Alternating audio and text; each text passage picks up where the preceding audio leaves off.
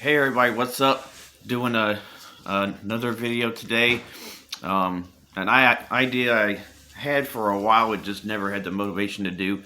So, because I knew it was going to take me a while to figure out which ones I wanted to grab. So I'm doing this video for albums that got me into a band.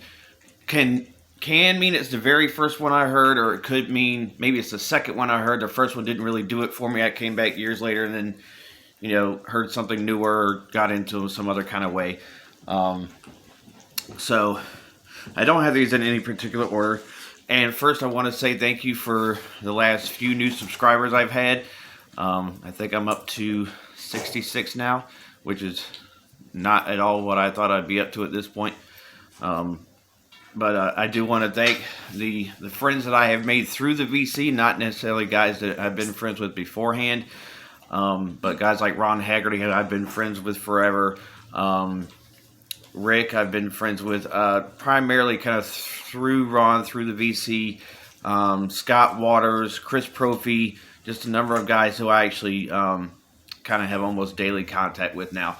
So anyway, I decided after looking through everything that I had, I would narrow this down to like 15. I could have actually done a few more. Some of the bands that their albums that actually got me into them, I don't have yet, at least not on vinyl. So these are the ones I'm gonna go with.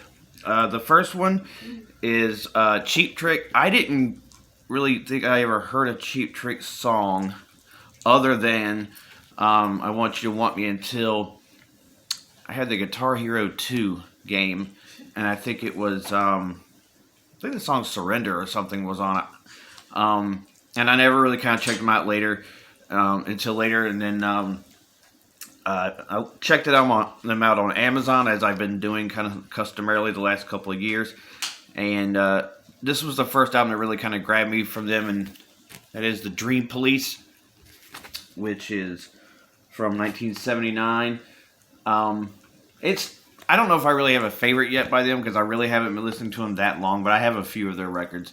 I don't know if I necessarily consider this to be my favorite, but it did definitely get me into them enough where I go buy their stuff. The second one, I first listened to this in 2000, so about 21 years ago.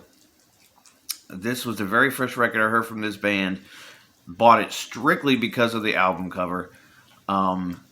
And was a fan instantaneously, and was pretty much the first record to really get me into death metal.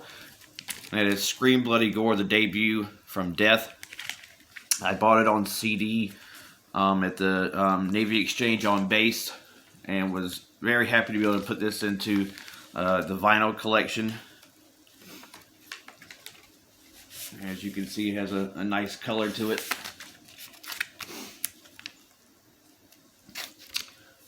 I don't have my favorite, well, actually I do have my favorite by them. I wished I could have had their second album, so I could have put it on my sophomore videos yesterday, but I think Ron did that, so he kind of covered us both on that. Okay, so the next one I've got is for Kiss. So other than Rock and Roll All Night, I really hadn't heard a whole lot of their stuff. I did buy, once I ended up in Maryland in my photo school for the Navy after boot camp, I did just start buying CDs, because I actually had some money now and I could do it. And I bought I forget what the name, it was some kind of best of kind of greatest hits thing. I don't remember the exact name of it. But I think Detroit Rock City was pretty much the song that kind of grabbed me on there. There is a different version on that one than on this one. They cut out the whole car driving part, and I think the solo's extended. But Destroyer was the first one I picked up. And for the longest time, it was my favorite 70s Kiss record because of the cover, just in general. But literally songs like Beth and Great Expectations kind of put it down the list a little bit for me on the 70s Kiss. But this is the first one that got me into them. Really actually got me into them. I had, before I lost the majority of my first CD collection, I probably had about 13 Kiss CDs, combining a couple of compilations. I had the Kiss Unplugged. I actually had Kiss Unplugged on tape at one point. So this next band I heard strictly the first time I'd ever heard about them, but not them themselves, was on Metallica's Garage Inc., the first disc where they do the Merciful Fate medley. And I really liked kind of the way those songs sounded. Was a bit confused when I heard from them first time on their actual original stuff, because they sound absolutely nothing like Metallica's version, because King Diamond does not sound like James Hetfield. I was completely surprised on that. But the songs I fell in love with off of that compilation were, or that medley, were a majority of them were on this record, and that's Merciful Fate's Melissa album. Evil, Curse of the Pharaohs, Satan's Fall, 3 of the, I think 5, Into the Coven. So 4 of the 5 I think are on this one, and the other one is off their self-titled EP. Which I wish there was a way they could have waited just long enough to merge this with the EP, and that would have been like almost one of the most perfect metal albums ever. So this band I bought a it was a greatest hits, but I don't think it was one of the main ones that people know. It wasn't We Sold Ourselves for Rock and Roll. It was just like a weird looking cover. I listened to it, and it had like War Pigs and stuff like that on it. So Paranoid was the first full album that I listened to from Black Sabbath, and that got me into Black Sabbath in general. I write it off a lot of times because of the title track. I don't like that much. And Planet Caravans is a little bit different compared to most of the songs on here. But really, if you really think about it, you got War Pigs and Iron Man, Electric Funeral, Hands of Doom, and Fairies Wear Boots. So really, almost an entirely perfect album. This next one is the first full album I ever listened to by a metal band, period. I got into Metallica. I was at a youth camp, summer camp, and somebody was playing The Shortest Straw in the bunk area, whatever you want to call it, our little area. And when I heard who it was, and then I was talking to somebody at school, when the school year started, they made me a copy of And Justice for All, which is still my favorite Metallica record. I just think, I know the production sucks, and there's not a whole lot of bass on here, but I mean, just to me, the riffs are just make this album, in my eyes. I mean, it's not probably most technical record, although some people might think it might be, just because of how many different tempo changes and riff changes they have in it. It's just, to me, I think it's their most brutal sound-wise album, and that's why I love it the most. This next band I had never listened to until probably last year or the year before, and this was the first album I listened to. It was not the first one I bought, but it was the first one I listened to, and it's Harder Faster by April Wine. A good hard rock band. I think I have like 3 of theirs total, but this is the first one that really got me into them. I'd heard about them for a long time. I'd heard about the name, and I didn't associate it with hard rock. It seemed like it was like maybe some kind of like, I don't know, some kind of crap I wasn't going to be into. And then I saw some posts on in some rock groups that I'm in, and I was like, okay, well, that's why I checked it out and ended up liking it. So this next guy is because of Scott Waters at No Life Till Metal. Frank Marino, Juggernaut, is the first record of his I ever listened to. I did not even listen to the Mahogany Rush stuff until later on. This was the first thing I listened to. I really love the guitar playing on here. The album cover is pretty cool too. How many we got left? 1, 2, 3, 4, 5, 6, 7. All right. So the next one, I had to put some Ronnie James Dio in here, but I don't have the first Dio album that I listened to, but I do have the first Rainbow album I listened to, and it is Rainbow Rising, which I know one of my new subscribers showed in a response to a video that I did last night.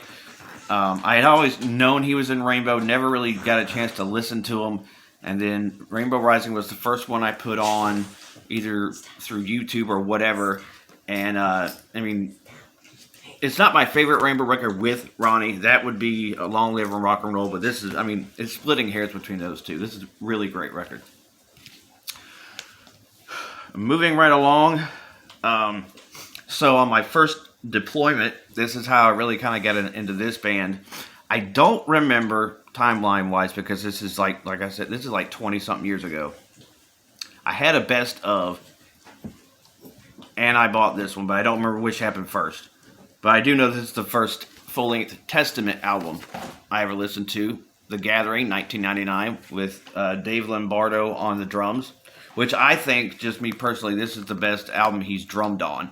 That's including the stuff he's done in Slayer and you know, everybody else. But this is just a heavy record. This is my favorite Testament record overall. Even though New Order is my favorite from the original lineup. Next is, I don't think I had listened to them at all. The fact that I was able to get it for $4 and decided to check it out was, I think, the reason why I bought it. Uriah Heep's Demons and Wizards, first studio album I listened to from them. I think Easy Living is probably one of the most recognized songs off this album.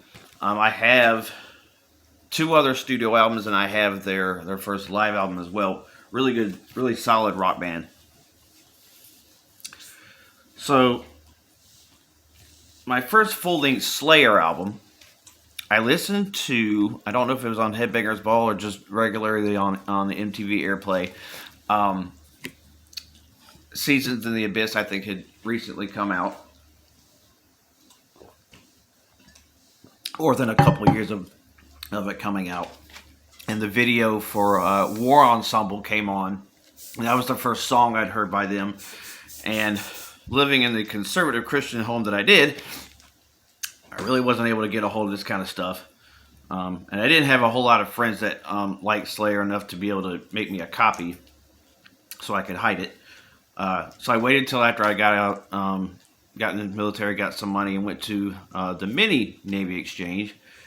And picked up this Seasons in the Abyss, the first Slayer album, and first Slayer album for me, and it's also still to this day my favorite Slayer album. I think the title track is probably my first or second favorite Slayer song. Hell Awaits, that song and this song are pretty much, they can kind of go back and forth for me. Another band I'd heard about for a long time, never really got a chance to check out. But the first album I listened to by them, and it may have been it was the second one I bought by them, but the first one I ever heard, Lights Out by UFO. Really, really good album. Michael Schenker doing wonders on the guitar. And slightly related to UFO, the Scorpions, who I think Send Me an Angel and Rock You Like a Hurricane were like the only 2 Scorpion songs I'd ever heard. And once I got to be able to buy my own stuff, this was the first studio album of theirs that I bought, Love at First Sting. This is not the cover that I had on my original. I had the one with the guy and the girl and the leather jacket and whatever. I just happened to find this for like $10, so I went ahead and picked it up. That's my first Scorpions record. But I mean, you got Bad Boys Running Wild, Big City Nights, Crossfire is a really good one. Coming Home, Still Loving You, great record. And finally, we come to the last one on the list. So I think I'd heard like Girls, Girls, Girls and Dr. Feelgood, like on MTV. But it wasn't until a friend of mine wanted me to hold a cassette for him. I really still don't remember why he wanted me to put it in my book bag. This was like junior high. Way after this record come out, probably a good 9 years after this album came out. At least. And so I took it and was trying to really make sure my parents didn't know I had it. Wait till they went to bed, and then I'd put it in my Walkman and listen to it. And that would be the second album by Motley Crue, Shout at the Devil.